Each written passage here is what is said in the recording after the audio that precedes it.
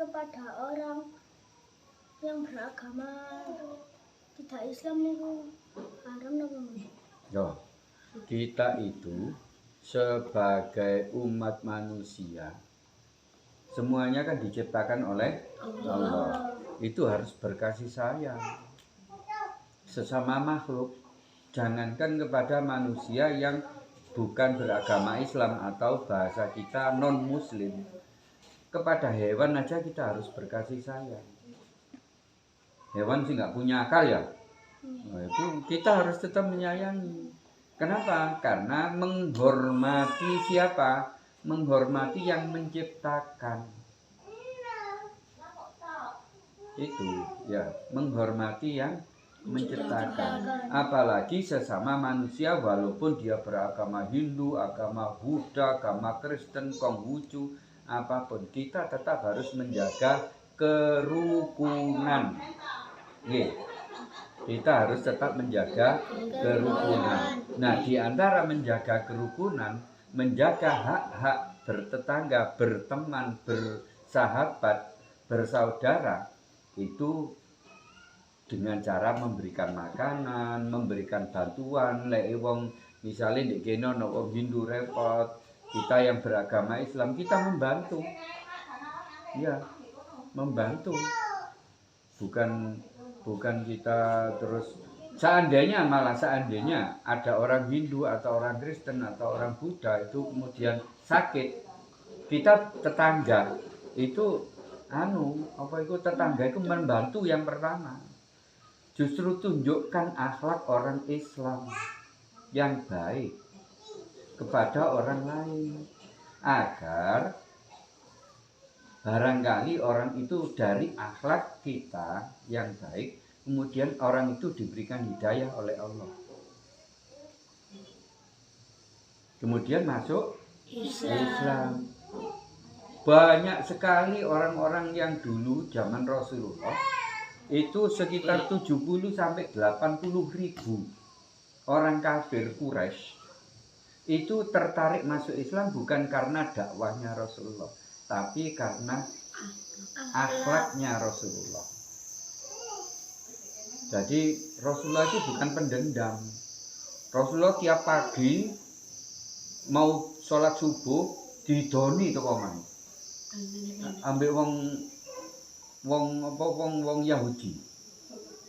Tiap pagi itu didoni. Terus begitu beberapa hari kok gak ketok dongaren sing ngidoni gak ono. Malah ditakokno, "Endi Pak iku? Kok gak ketok? Wonge loro." Loh, yang pertama nyambangi dia sakit sing ngidoni Rasulullah itu siapa? Rasulullah sendiri. Itu akhlak Islam. Tidak boleh berdendam. Ya, itu akhlak Islam. Jadi kita tetap mendahulukan kerukunan sebagai sesama manusia ciptaan Allah. Begitu. Kepada siapapun, walaupun kepada bukan orang muslim, bahkan kepada binatang, kepada alam, kita tidak boleh menebang hutan itu sembarangan. Nanti akibatnya apa?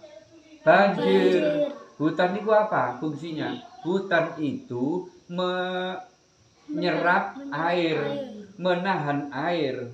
Nanti kalau musim kemarau, air ini diturunkan oleh akar-akar pohon ini, terutama pohon bambu.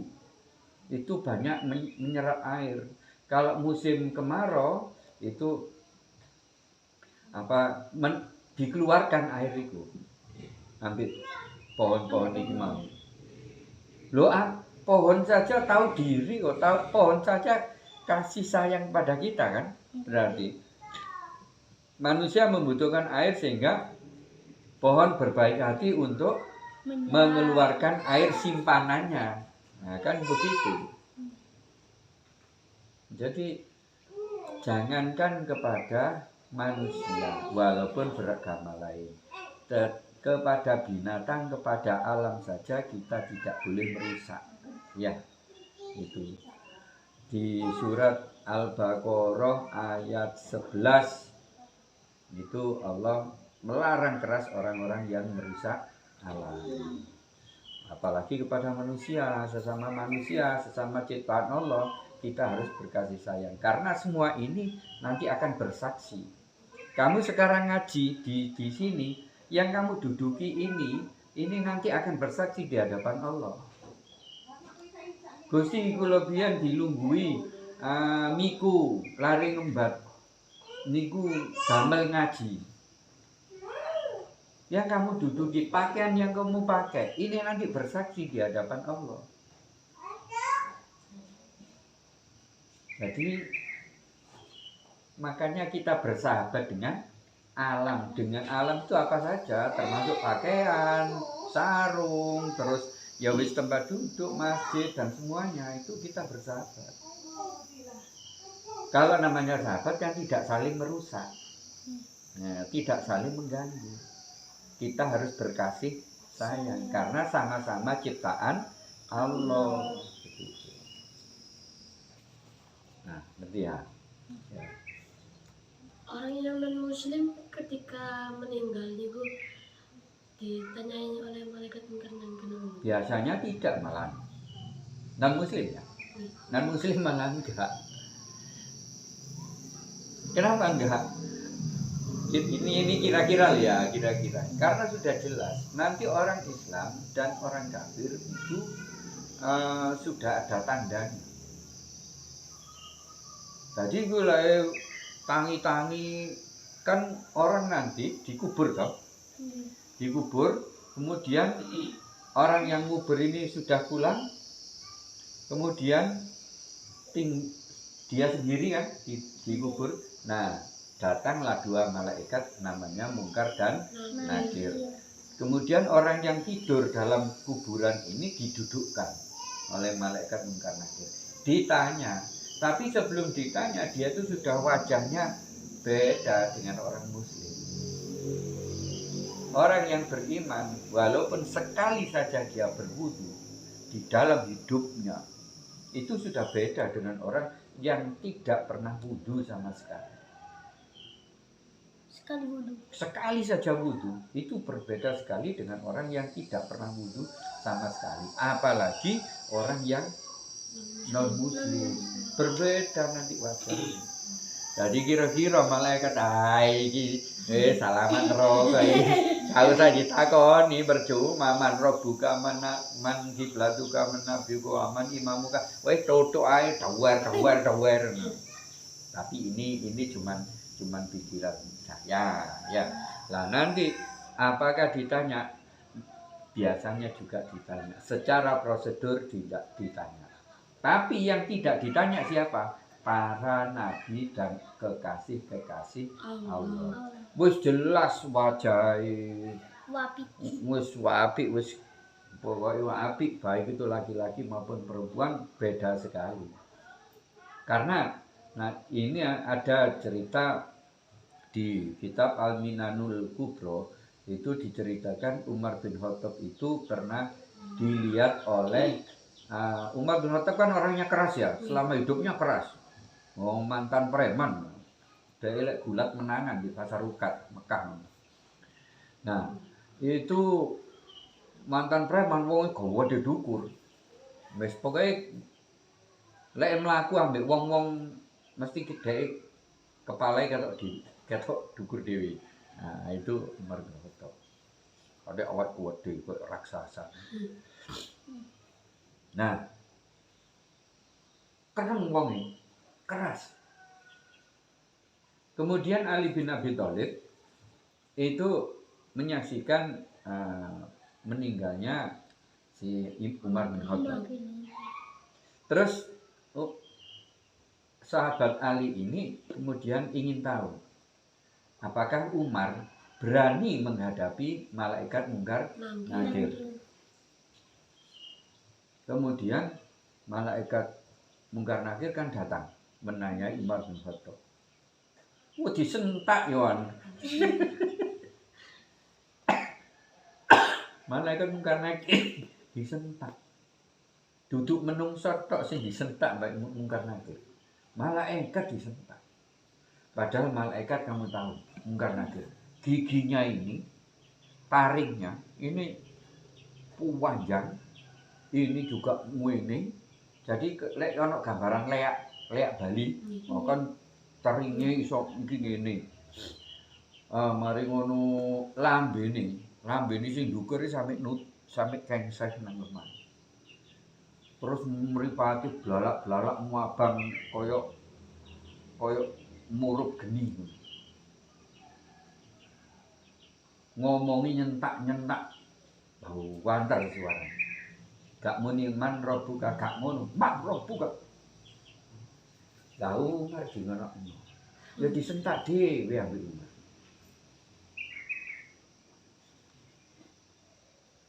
Dari Umar, kamu tanya saya tentang siapa Tuhan saya. Kamu tahu siapa saya? Saya ini sahabatnya kekasih Allah. Ngono jawaban Umar. Saya ini sahabatnya kekasih Allah. Siapa kekasih Allah? Nabi Muhammad. Ditanya lagi, ambil malaikat Mungkar Nakir. Jawabannya pancet. Akhirnya malaikat Mungkar Nakir pegel, lapor nang Allah. Gimana ini ya Allah? Ada orang saya tanya kok jawabannya kok mesti begini. Sapa sing mbok takoni?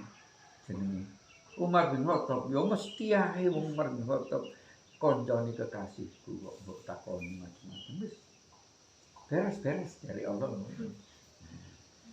Malaikat kalah dengan manusia yang dimuliakan oleh Allah.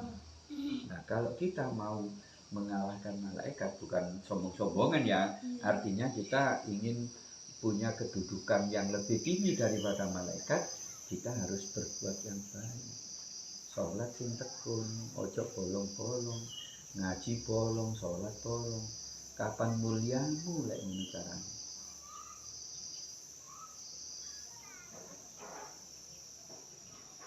Jadi kalau memang mau menjadi orang yang mulia di mata Allah, itu caranya menjadi manusia yang baik, yang soleh, yang berilmu, kemudian manusia yang bermanfaat bagi orang lain.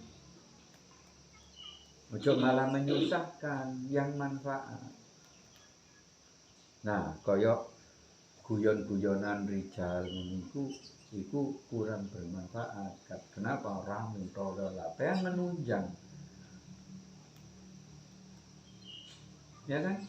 Pengen gudoi, ngereken. Apa mane ngajak guyonan, ngajak gelut-gelutan, ngajak silat-silatan, kan itu ngerameni kancane sing ngaji. Itu tidak manfaat.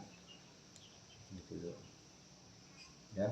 Jadi apa-apa itu harus dipikir. Ojo mau golek seneng tok. Ya. Lek golek seneng tok itu namanya nafsu. Gitu. Ya. Salat Jumat itu sunnah apa mboten? No. Salat Jumat itu hukumnya wajib, lebih wajib daripada salat 5 waktu hukumnya. Apa-apa yang berkenaan dengan hari Jumat, yang bersinggungan dengan hari Jumat sampai pada malam Jumatnya itu semuanya mulia. Karena hari Jumat adalah hari yang dimuliakan. Hari Jumat adalah hari yang dirahmati. Bahkan orang-orang yang tidak punya uang banyak untuk pergi haji, cukup dengan pergi sholat Jumat. Itu nilainya atau pahalanya sama dengan orang yang pergi haji ke Mekah. Lalu tiap Jumat pian pergi haji nang kene masjid kene. Nah, kan tiap Jumat berarti pergi haji. Tapi tetap bagi orang yang uangnya banyak, yang cukup biaya untuk pergi haji, tetap wajib. Tapi ya tetap wajib sholat Jumat gitu. Jadi hukum sholat Jumat itu wajib dan lebih wajib dari sholat 5 waktu. Karena Jumat harinya saja itu dimuliakan. Sayyidul Yaum. Sayyid itu ketua atau pimpinan atau pokoknya yang dimuliakan, ketua atau pimpinan atau apa itu sayyid. Yaum itu hari, Sayyidul Yaum.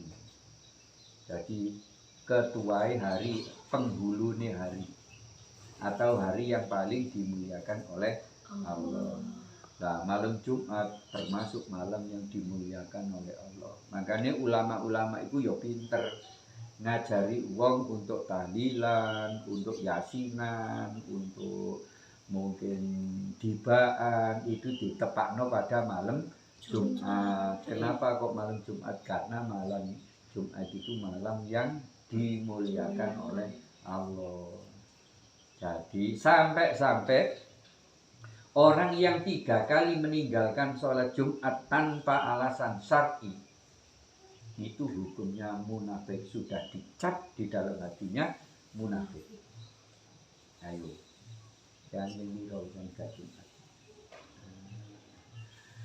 Siapa yang sengaja meninggalkan sholat Jumat tanpa ada udzur syar'i, udzur yang dibenarkan dalam syariat, itu maka hukumnya munafik, sudah dicap hatinya munafik. Ini lagu ini Dalai Lama tentang sholat Jumat, tentang munafik karena meninggalkan 3 kali sholat Jumat. Nah, itu dengan sengaja maksudnya. Lek wong sakit enggak apa-apa, orang sakit. Tapi kalau sengaja, padahal kuat nang masjid, iso nang masjid, tapi tidak pergi ke masjid. Nah, itu jenenge dengan sengaja. Kalau seperti itu, nah, masa ono ancaman bagi orang yang meninggalkan sholat 5 waktu? Enggak ada. Ancamannya nanti langsung neraka, bukan di dunia. Tapi efeknya ada, walaupun tidak ada ancamannya, tapi efeknya ada. Orang yang tidak sholat itu hatinya tidak bisa tenang. Orang yang sholatnya cepet-cepetan saja, itu menunjukkan hatinya tidak tenang. Orang sing gak kerasan sholat suwe, itu hatinya tidak tenang. Menghadap Allah Sang Maha Pencipta kok gak kerasan, kepingin cepet namari, itu namanya hati yang tidak tenang. Artinya apa? Hati itu sakit, berarti butuh pengobatan. Pengobatannya itu ya nasihat, ya baca Quran, baca zikir, itu obatnya. Jadi kalau pertama pengen rodok males-males iki dititeni ya, singkat nang masjid, singkat sholat. Apa pengen sholat di omah, lek gak sholat di masjid? Jawaban dewe atau gak perlu jawab. Kalau kamu dari kecil tidak belajar untuk rutin, untuk istiqomah, untuk belajar taat kepada Allah tentang perintah sholat, bagaimana kamu besar nanti? Cilik ayah ngel totoane, apa maneh lek wis gedhe. Makanya belajar ya, belajar. Wis gak usah diperintah. Sadari bahwa sholat itu adalah kewajiban. Itu yang mewajibkan Allah. Duduk apa, duduk sopo-sopo itu Allah. Untuk apa? Ya untuk kemuliaan dirimu sendiri, untuk menolong dirimu sendiri nanti di akhirat. Terutama di akhirat. Tapi di dunia juga bisa menolong dirimu sendiri. Karena orang yang sholat dan sholatnya tenang, maka dia termasuk orang yang dicintai oleh Allah. Kalau orang yang dicintai Allah, maka Allah